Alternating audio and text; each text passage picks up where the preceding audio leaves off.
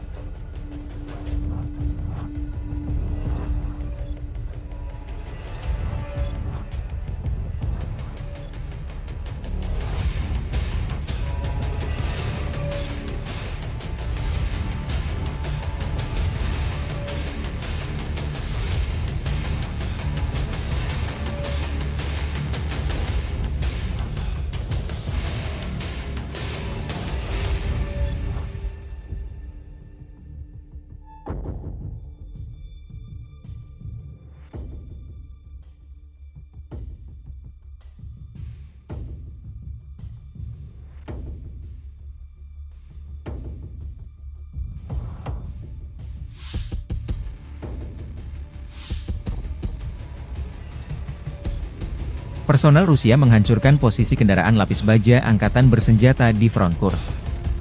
2 S-3, Akasia, Angkatan Bersenjata Ukraina dihancurkan oleh drone Lancet di daerah perbatasan dekat desa Jalur Hijau, wilayah Kursk.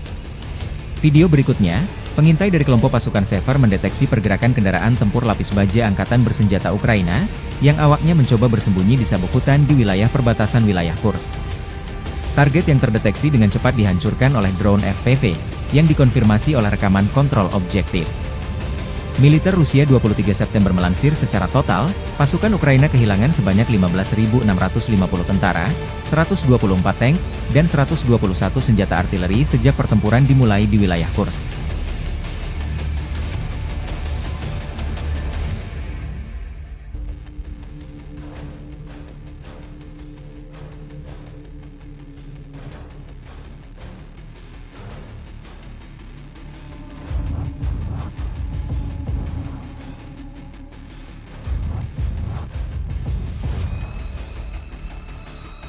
Download Tribun X sekarang, menghadirkan lokal menjadi Indonesia.